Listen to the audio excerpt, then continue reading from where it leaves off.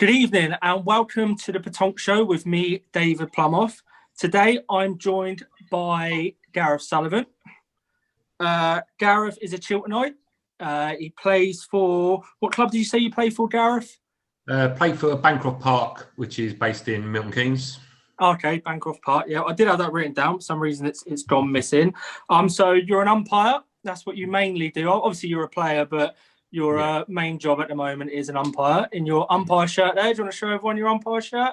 Oh, you made me wear it. I didn't really want to wear it. No, it's good. It just gives the viewers a sense of who you are and why we're doing this. So today we're going to talk about basically your journey from, well, not journey, but like when you were a player, how you got into umpiring, why you wanted to be an umpire, and we'll just talk a little bit about that. We'll also have a little chat towards the end of the video about your views on pétanque in general, and we can dive into that a little bit later. So without further ado, should we go for it? No worries, crack on. Let's do it. So Gareth, nice to have you on. Thank you for having me. Good to see you.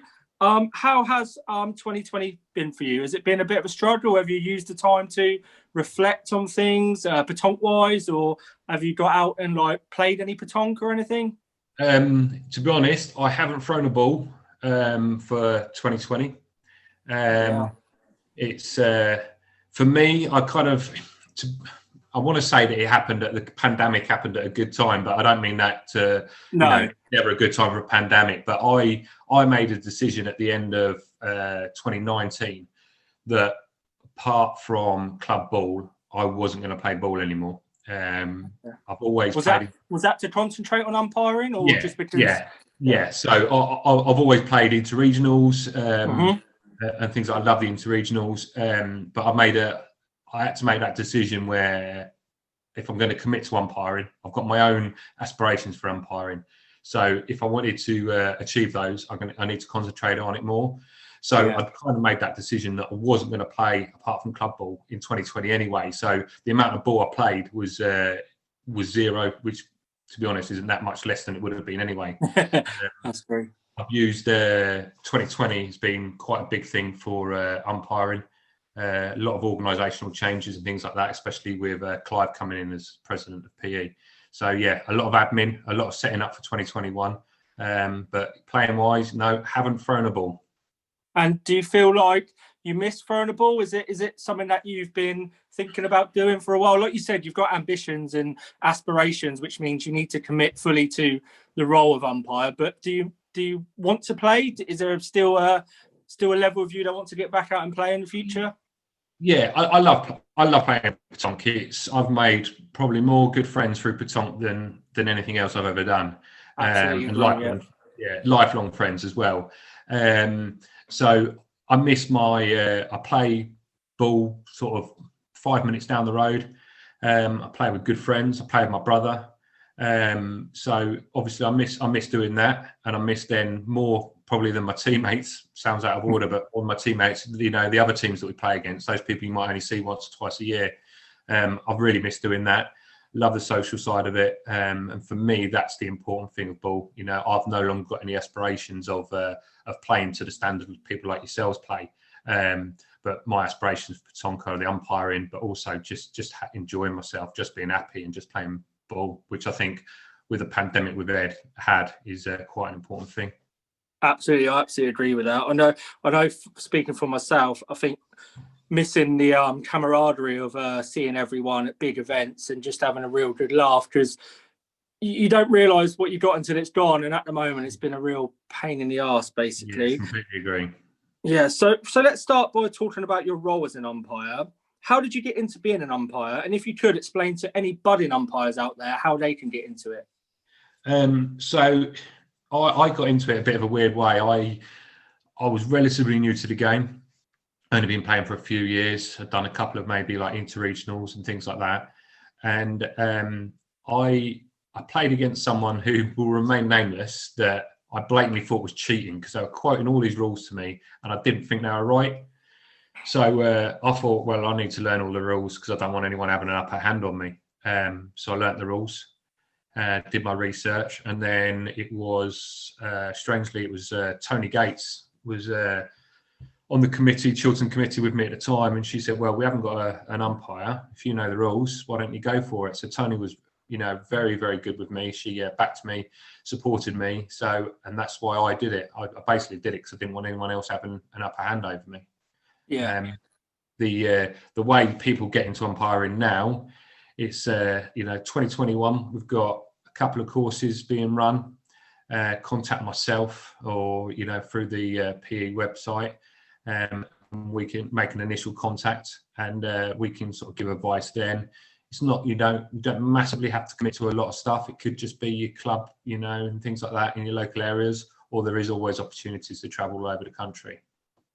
Absolutely. So when you first spoke to Tony and she said, come and be an umpire because you want to, the rules and we need someone in the region to do it. What was the process? What did you have to do? Did you have to fill in any forms? Did you have to go to any like training days? How did it work? Yeah, so at the time, Mike Pegg was our president, and John Thatcher was our national umpire. Obviously, Mike's still very much involved, and he's a massive asset, I think, to umpiring. To have the president of the European body as there for advice is huge. So I just basically applied quick form. I think you have to have been back then. I think you had to have been a member for a couple of years, and then went on a 2-day event. Mine was down in the southwest somewhere. I can't think where it was, but it was 1 day of basically getting to know the rules, and another day of sitting an exam. Exams written, practical, and a verbal. Nothing too strenuous, but you need to know the rules. So yeah, absolutely. Yeah, you wouldn't have qualified if you didn't know the rules. You'd be surprised. We do get quite a few candidates just think it's going to be an easy thing, and it's not. I'll be honest with you, it's not. It's a hard thing to do. There's a certain level that's needed. So obviously, we the examination makes sure that people are to that standard. So who are the other umpires? So are you a national umpire? Is that what you're classed as? No. So at the moment we have grade 1, grade 2, grade 3. Technically at the moment I'm grade 2, which was seen as like a county umpire. I was supposed to be sitting my national qualification at the beginning of 2020, but obviously COVID had a word to say about that.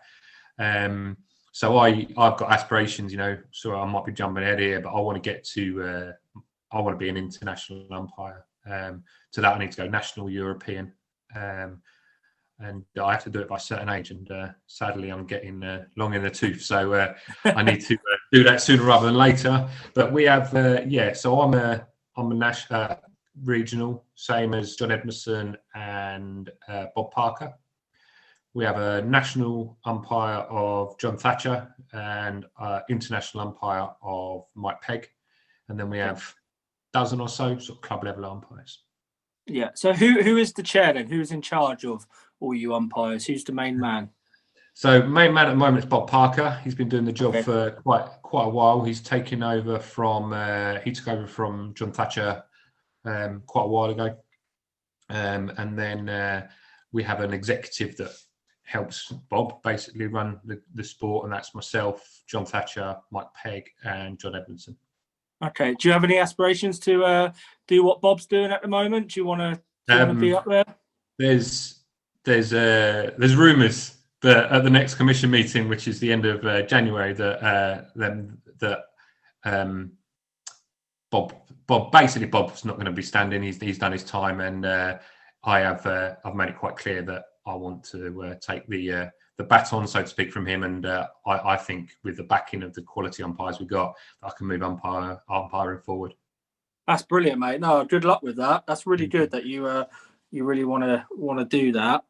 So when you first become an umpire, when was that? What year would you say did you first become an umpire? God, I did look this up. I think it was around 2009. I might be wrong. Mike will email me after this has gone out and say no, it wasn't. But yeah, I'm sure it was around about 2009.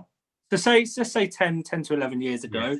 Yes. What changes have you seen in umpiring on the field of play from when you started until, say, 2019 competitions?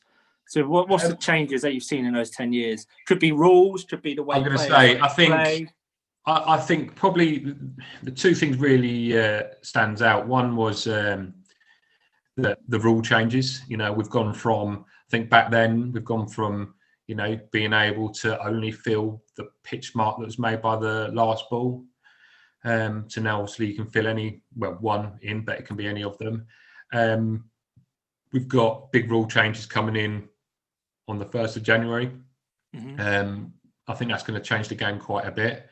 But I think for me, the biggest sort of changes that maybe go hand in hand is that the players' knowledge of the rules.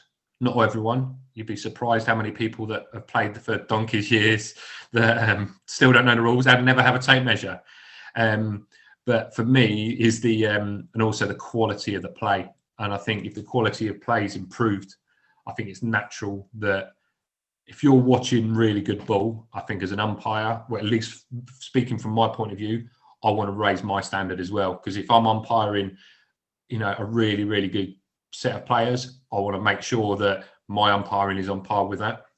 Absolutely, that's a very good outlook, mate. That's a very good way of looking at it. I think that's really good. You mentioned just then about the changes that are coming into effect in it's January now, in the not too distant future. Could you elaborate on them? Do you know what they are? Am I putting you on the spot here?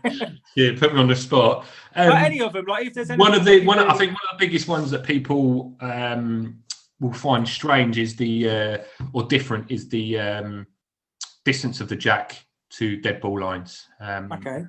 It's going to 50 centimetres from the end of your terrain, and similar to when we play guidelines, and the jack can go right up to the sideline. Yeah, that's going to be the same regardless whether it's a dead ball line or not. So you could be 1 centimetre away from the sideline and play on. Yeah, so even if it's a dead ball line, the jack's going to be able to go right up to that. There's a few other little changes about distances of jack, so you can't have lane A and lane B. They're jacks right next to each other. Okay. You have to be. Mike's going to quote me on this now again. I'm sure it's 1.5 meters away from each other. So hopefully that will, with the one throw, and then the one that ruling, hopefully it should speed games up a bit. I quite think.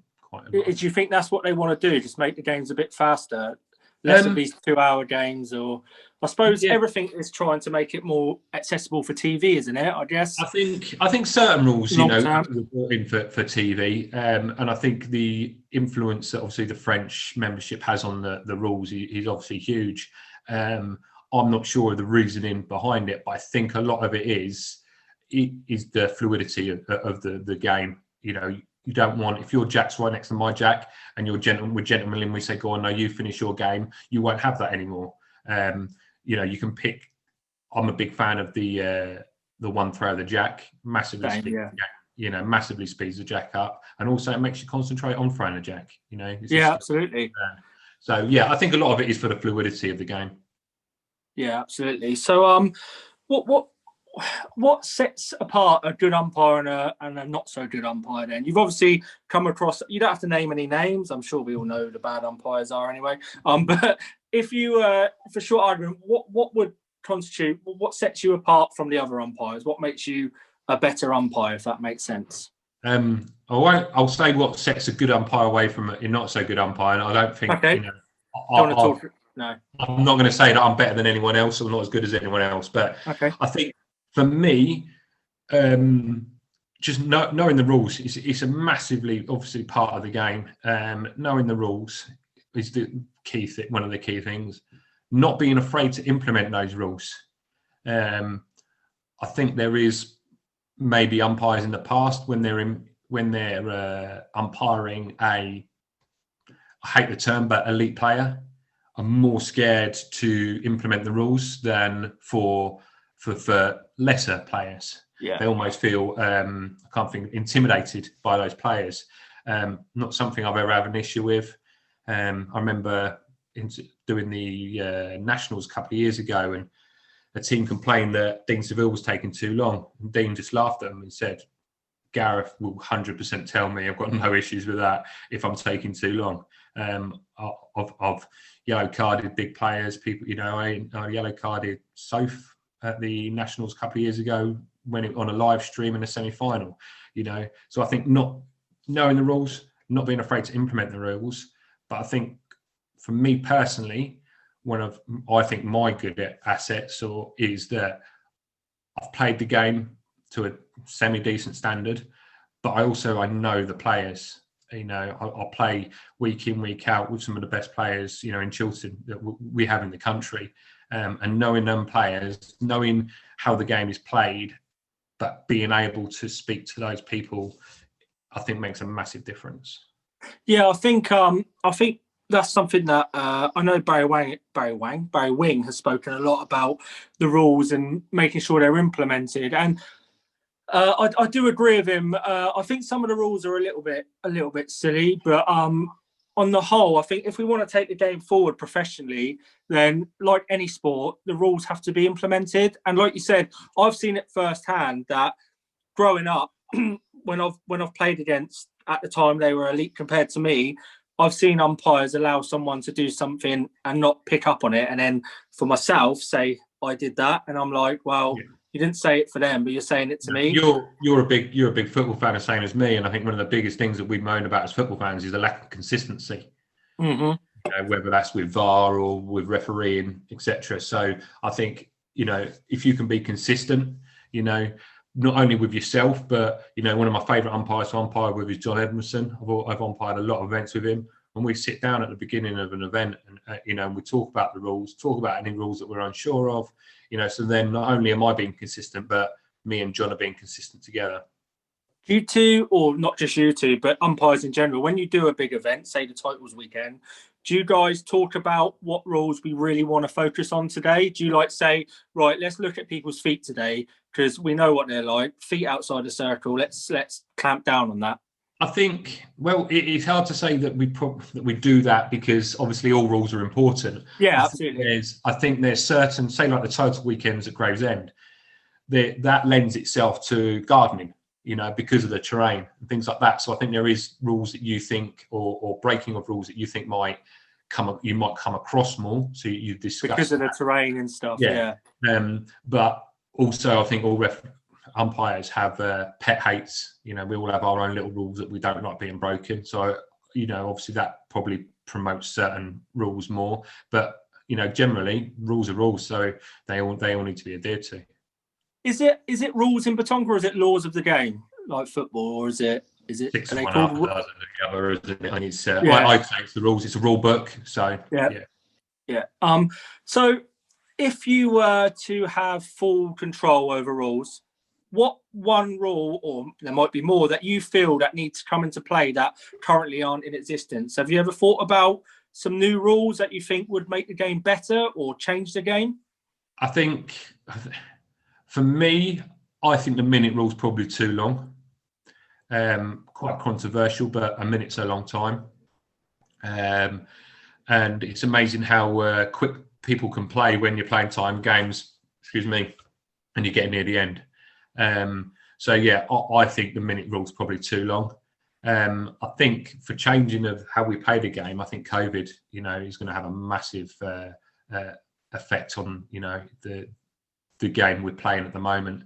And I think we're probably, realistically, we're going to be in some form of lockdown or tier system or COVID affected scenario for quite some time. So I think that, the rules that were implemented for the titles weekend at the tail end of last year, I think that's had a massive effect on people. Having to wear masks, I think will probably come in maybe at some point. Having your own jack, having your own measure, the social distancing. We're all used to standing at the end of the train together, and that's one of the good things, isn't it? My team versus your team, we stand at the end of the train and we have a chat. I think one rule that I would like to see brought in, not that you don't massively see it in England, but you do see it a bit, is spitting. You can now on your fingers on your ball. No, generally it's spitting. You can dampen. That's one of the rules that's been brought in now. There's no rule that you can't dampen your cloth anymore. Okay.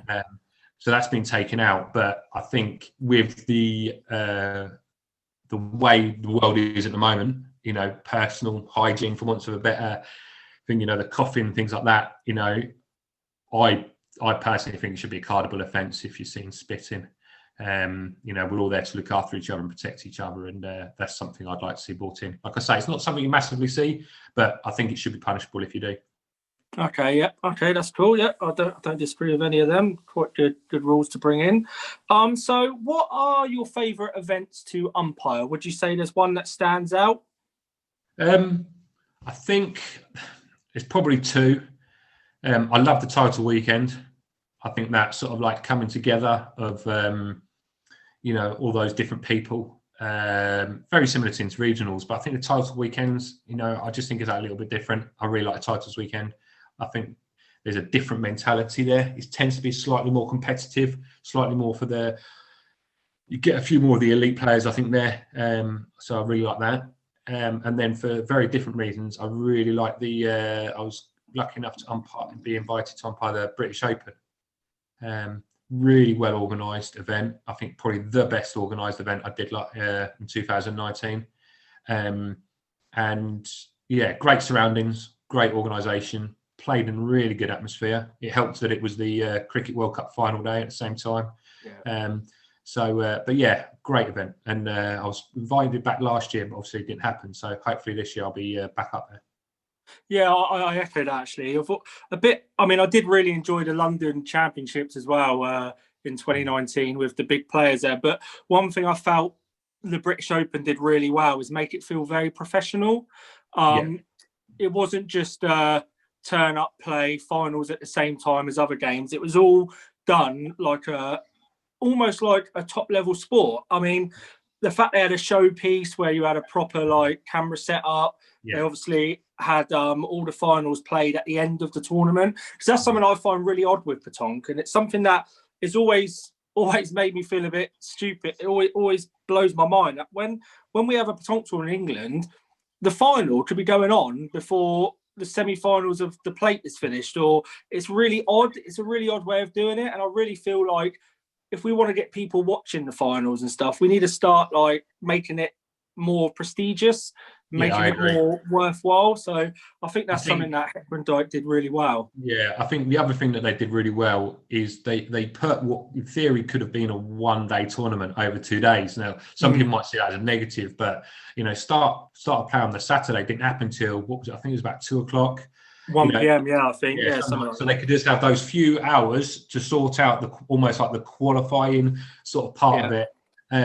Means you could turn up in the morning, have a good practice, do your socialising. You weren't, you know, it was a long journey for some people. You weren't just turning up and playing straight away. So it was just played, you know, there was music in the background at a really low level. And I just think, James did an absolutely amazing a job of organising it. And the amount of helpers there from the club, they obviously took real pride in their venue. Which, all in all, I think their package, it was a fantastic event. Yeah, absolutely agree with that. Echo all of those sentiments. So when you're umpiring, is it boring? Do you get a little bit bored? I can imagine for myself, I couldn't see myself being an umpire because to me it just seems a little bit boring, even though we need it. And I'm not taking anything away from you and the other umpires. That's just my personal feeling. What's it like for you? Can it be a bit boring? Yes. To put it bluntly, I think a lot of it goes to the games you're watching. You know, conversations you can have, settings, you know, all these things add up. You know, if you're watching, you know, I think I go back to probably one of the best games I've ever sat and watched was the final years ago on the Isle of Wight for the title weekend, and it was Dean Seville versus Scott Ashby. Okay. The greatest game I've ever watched. Umpiring that was an absolute pleasure. You know, if you're a fan of ball, you know, I'm quite sad. I sit and watch YouTube videos and God knows of ball for the umpiring and for the playing. So if you can sit and watch stand and watch quality games, then great. On the flip side of that, you know, I think, you know, you look at some of the, and I don't want to belittle these people, but, you know, titles weekend, you're playing the consolage of the plate of the tin of the, at 10:30 at night, you're cold, you're wet, not the most fun. People don't realise with umpiring the physicality of it. I'm there before every single one of you, and I'm there till afterwards, and I haven't sat down. I bet it's draining mentally as well. Mentally and physically. Titles weekend a couple of years ago, we didn't finish till one of the days till 11 o'clock at night. Yeah. I was there at 7:30 in the morning, and I think I probably sat down for 20 minutes in that whole day. It might have even, no, it weren't the Champions. There was one of them was on a Champions League final night, wasn't it, as well? Yeah. But yeah, so it's massively draining. So I think, watching those games, sometimes those games towards the end of the night, you can find it a bit boring. But I think the facilities provided, the amount of umpires there, who you're umpiring with, and the games you could play all contribute to having a good day. And don't forget the £500 you get a day, yeah? Yeah, that'd be nice, wouldn't it? That'd be nice, wouldn't it? We'd all be umpires. Yeah, it'd be lovely. Funnily enough, though, the home nations are the only countries in Europe that don't pay their umpires. Just put that out there. Yeah. Really? Yeah. No wonder you want to go abroad and do it. Well, you have to learn French if you want to go abroad. And the international languages for Pétanque are French and English. Okay. I think we're quite lucky that most countries speak a bit of English, don't they? So because we certainly don't speak anything else, do we? We don't. Mike speaks French, but not massively conversational levels of French. Look at the standard he's got to. So I think there might be a reason for me to maybe learn a little bit of ball talk, shall we say? But no, at the moment, I'm not so good. That's all right. I'm sure you'll get there. So let's step away from umpiring for a minute. Let's talk about the game in general. Obviously, you enjoy watching the game. You obviously enjoy playing the game. You obviously have no aspirations at the moment to play like these ranking events or titles and that. But what are your you're almost an outsider looking in because you're not involved in playing in it. Okay, you're involved in umpiring in it. What's your feelings of the rankings and the selection process and the squad system? Do you feel it's positive, negative? What's your thoughts? I'm very much in tune, not to be boring for your show, but I'm very much in tune with Sean's views that he stated the other day. When there was a bit of a disagreement between the players and PE, I actually chaired the meeting between the two groups, so to find a common ground. I'm not particularly fond of the squads, I'll be honest with you, because I think for two things. One is I don't think we've got a big enough pool of talent, and that's not knocking the players that are there, but also I don't think we've got the experience in picking those people. I'm not knocking anyone that works for PE. Everyone does a lot of hard work for not a lot of reward. But I don't, you look at the French system, we're years away from that, and we'll probably never get to the size of that. So I believe the players that earn the right should be there, if that makes sense. Number one ranked player should be going to them. Number two should be going to them. I think the only thing I slightly disagree with Sean, I know when we talked about in the past, is I don't believe that say if it's a year where we've got 4 going to the triples, 2 going to the doubles, 1 going, I don't believe that the top 2 should be going to every single event. I believe, it should almost be the top 4 go to the triples, and then maybe you offer, I don't know if it's 1 and 5 or something like that to the doubles. I think you could push it down. There's the way of including more players to get international experience. Yeah, sorry, you can't hear a helicopter there, can you? Bloody hell, everything's going on here. Got my dog snoring, the bloody helicopter going over the top. Blimey hell. I do get what you're saying there. Are you still there? Sorry, I went black there. I do agree with what you're saying there. it's a difficult one because there's pros and cons to all aspects, isn't there? Unfortunately, I think what you're saying is you just don't want it to be in the hands of someone dishing out who should do what. Basically, it's like you said, merit is important. Yeah, I think you look at the players that have been getting, like when Sean got to the top, and then I think it was Emma a couple of years last year maybe, and these players, I think the cream, if it's not a one-off event, the cream rises to the top. And if someone has proved themselves over 5-6 events of different triples, doubles, singles, if people have proved themselves over all those events, they should be right. They should be the people going. Same as football again. The right team wins it in the end, don't they? You get shocks in cup games, but you don't get shocks in leagues massively. No, absolutely. The cream rises to the top, and they should be rewarded. Yeah, absolutely. So, do you think that because you just said that you don't believe that just you're the top 4, you should go to every event? Do you think it should be segregated then? So you have a doubles ranking, a singles ranking, and a triples ranking? That's what I've always thought about, because I always felt like if you had 3 singles events, the top player after the 3 events goes to the whatever the singles event is, Euros or whatever. You have a doubles where you have, say, 4 tournaments, and then you have a triples where you have 4 tournaments, and it's almost like a series, so you have 2 a month basically over the whole calendar year. I think the theory of that is great, and I think maybe goes against what I've said, but I think when you're looking at almost specialties like singles, we don't play a lot of singles. I think maybe that should be slightly weighted towards those events, but I think having, you'd need 2 or 3 of each event, and I think then you're looking at the calendar and you're thinking, where are we fitting, all these these events into, and then obviously then you're putting pressure on players, like Sean talks about it a lot, family and things like that. So I'm not sure. I think in an ideal world that might be a good thing, but I think practicality, I think probably not in this country.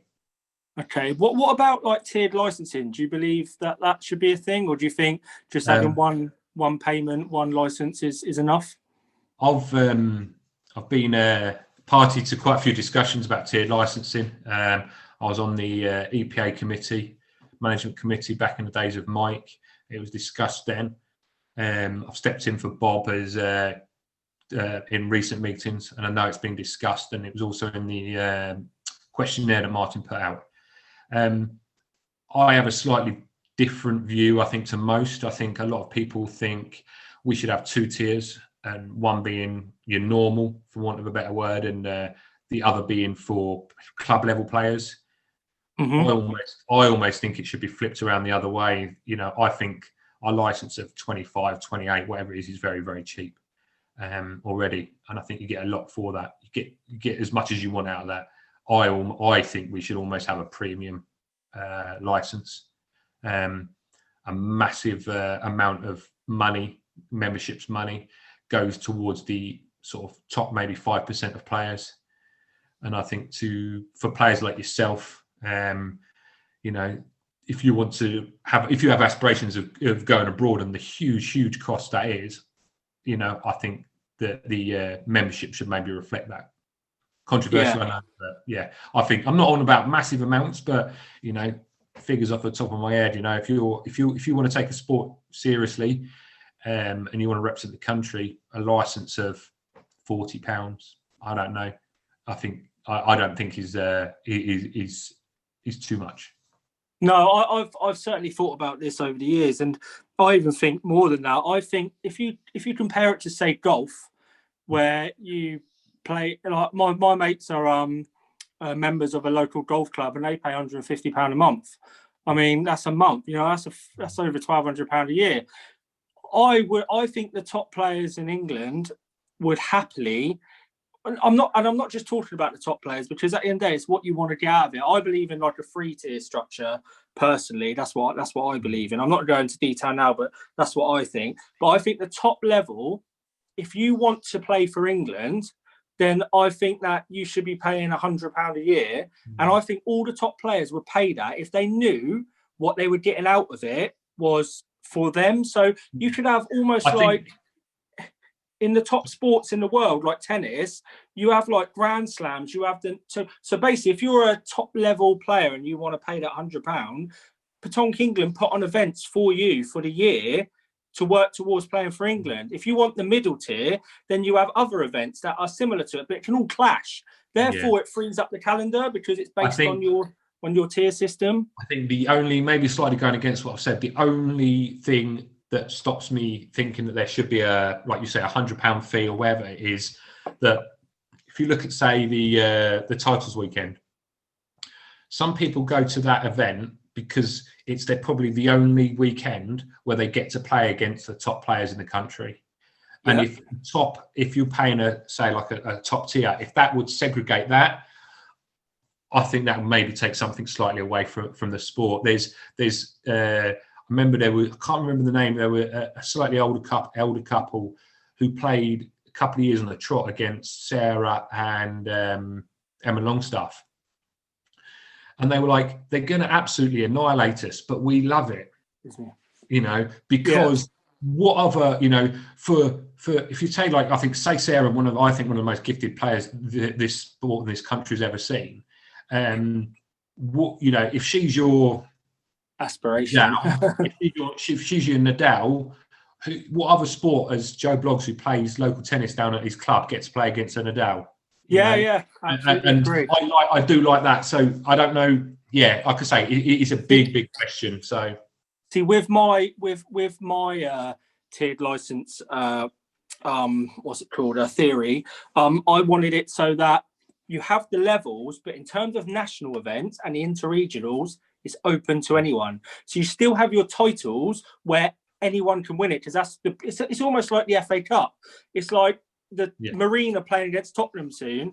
I mean, but Tottenham playing the Premier League and the Champions League, which they never will. So if you had a tiered licensing where the top players play in a certain amount of tournaments for them, but every year the titles, the 3-4 titles and the interregionals are completely open, I think that's where you get that back, sort of thing. But I think that would be a way forward. But I do agree that maybe premium players should be paying a premium price. But that's a big question, and I'm sure I'll get Martin Hughes on here and he'll talk to me about it. I've already asked him to come on. So no, that's good. That's really good. We've been on air now for about 38 minutes. I'm trying to keep them about 45, 50 minutes because me and Sean went on and on the other day. So we're trying to wind down a little bit now, Gareth. Before we move on, is there anything else you want to talk about? Anything you thought about before you come on today? You want to use his airtime? Only thing I think is the future. I mean, I mentioned to you, like, the future of what I see as the future of umpiring. I think from the work we've done in 2020, I think the future's very bright for umpiring. There's a lot of new systems in place. I would just try and encourage people to take up umpiring. In this country, it's seen as something you do at the end of your, as almost as a retirement thing. I was the youngest umpire when I took it up 10 years ago, and I'm still the youngest umpire, and I'm in my 40s. We've got young Sam, who I believe you've asked to come on to one of your shows. He's interested in becoming it. I did a Q&A. I did a Q&A with the juniors over Zoom. And he's very interested in doing it. And someone in their 30s from my local area that I know is interested. So I just encourage people to take it up. But on the flip side of that, I'd encourage regions to use umpires. There's too many regions where their regionals are never umpired. Too many club events where they're never umpired. If you've got an umpire in a club, use him, use her. Do you think there needs to be incentives though for that to happen? You said earlier about the foreign places, they pay their umpires. There's got to be something in it, isn't there? I don't necessarily think there needs to be anything in there. I've been Chiltern. I've been in Chiltern my whole ball playing life, and I've never umpired a regional event. Small percent of that is maybe sometimes I want to play in them, but I've also never been asked. So I think giving those umpires that experience is really, really key. Having a, I'm lucky that Chiltern have a regional umpire, which I am, but there's regions that don't even have a regional umpire on their committee position. And I think it's a really, if PE see it as a vital position on their region, on their committee, I think regions should be for everyone. Yeah. I think maybe going forward then, Pétanque need to look at some sort of, not a stamp system, but if you want to become a national umpire, then you must have a certain amount of regional events you've umpired before you can go up to the next level. And then that way the regions will hopefully use umpires more. Yeah, I think it's a 50-50 thing. I think sometimes people want to play in these events. Umpires want to play in these events. And sometimes regions don't see the value in an umpire event. But I don't think you get one until you get the other. Once you get an umpire at an event, you realise what a benefit is to help the organisers, to help the players. And then also those players, qualifiers, I don't mean it's negative for the challenge at the interregionals, but the basic questions that you get asked, and that is part of our job. But if you had an umpire at regional events, then those sort of questions, you get your players used to being umpired. I think so that would then help your region. Yeah. So, what would you say would be a great way of getting more umpires in? Have you thought about that? Have you thought about how we can get more umpires in the game? I think. How do you sell it to someone? Yeah, I think in the past there hasn't been enough, and this is me knocking umpiring as an organisation. I don't think there's been a big enough push to get new umpires.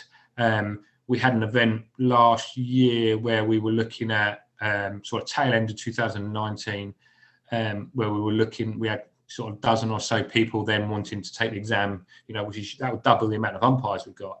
But then obviously COVID stopped that. So we're obviously doing something right. But I think umpires being better, being more organised, and then doing things like this, being open to, people might criticise things I've said, or whatever, but I think being open to things like this, volunteering to go into help the juniors and things like that, getting it out there and speaking to people, I think about the benefits of umpiring and how much you enjoy it, I think is really important. Yeah, absolutely. I think in Pétanque in general, we need to start promoting the sport a lot more, and I think obviously it starts with umpiring as well. So I think getting that move away from it being a pub sport that you play with a pint in your hand and a fag hanging out your mouth, I think that's I think it's getting there, and you've got elite players that are promoting that. So I think umpiring comes hand in hand with that. Better organisation, better umpiring, better playing, the three of them together. Absolutely, Gareth. Well, we're coming to the end now. It's been really good speaking to you. I've really enjoyed it, getting an insight into umpiring and how you became an umpire and how we can help get more umpires into the game. Before we go, it's just something I want to ask you. If there was 1, 2, or maybe 3 rules that are continually broken in the English game that you would love to be stopped, it's your chance now to tell everyone down this camera that you want them to stop doing it. And you can name and shame if you want. You can even put me on there. I don't mind. But come on. Let's have some. I won't name and shame because I'm not like that. But I think feet inside the circle is probably my biggest pet hate. I think I will name and shame you for this one. Players not even having a measure. There's plenty in Chiltern, that are exactly the same. And I think those are my big 2, and maybe gardening, is probably my big 3. Sweeping in front of a ball. We have all these top players who will remain nameless that want that hate scooting, the scoot debate, and hate these roly-poly terrains. Yet those tend to be the players that are then gardening, getting the rubbish out of the way. So you can't have one without the other. So they're probably my top 3. Okay, brilliant. Right, Gareth, we're going to leave it there, and I'm so happy that you came on. I hope it's been right. I've enjoyed it. Yeah, I'm glad, mate. Hopefully, this video will help, promote the role of umpiring, and people will see you and listen and think, do you know what? I might give them a message and see how it is. So anyone thanks for that, Gareth. Anyone who's interested, just see all the details on the PE website. So happily give myself or any of the other umpires an email, and yeah, we can get you in contact with the right people. Absolutely, mate. Thank you very much for coming on, and no worries, see you soon. mate. See you later, mate. Bye-bye. Bye. Right, let me just